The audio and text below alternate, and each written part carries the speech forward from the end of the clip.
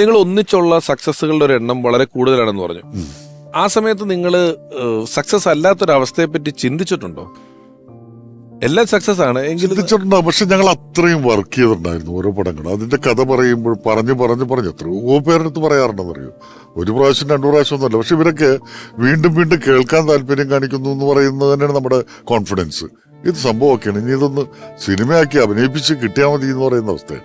അപ്പൊ അതും നമുക്ക് എടുത്തു കഴിഞ്ഞിട്ട് ഇട്ട് കണ്ട് വീണ്ടും എഡിറ്റ് ചെയ്ത് പാസ്സാറൊക്കെ എന്ന് പറഞ്ഞു കഴിഞ്ഞാൽ ഡബിൾ പോസിറ്റീവ് എന്നാ പറയുന്നത്. സൗണ്ടും തനിത്തനിയാണ്.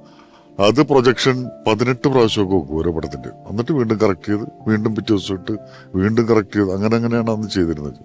അപ്പോൾ ഈ ഒരുപാട് ആളുകൾ കാണും. മദ്രാസിലേക്കാണെങ്കിൽ മദ്രാസിൽ അതിനുവേണ്ടി തന്നെ നമ്മുടെ ഒരു സുഹൃത്ത് വലയം ഉണ്ടാക്കിയിട്ടുണ്ട്. അവരൊക്കെ വിളിക്കും, അവരൊക്കെ വന്ന് കാണും. അപ്പൊ അതുകൊണ്ട് തിയേറ്ററിൽ പോയ ഒരവസ്ഥയിൽ തന്നെയാണ് നമ്മൾ റിസൾട്ട് അറിഞ്ഞിട്ട് തന്നെ തിയേറ്ററിലേക്ക് വരുന്നത് പടം. അതുകൊണ്ട് അങ്ങനെ വലിയ ടെൻഷൻ അന്ന് അനുഭവിക്കേണ്ടി വന്നിട്ടില്ല.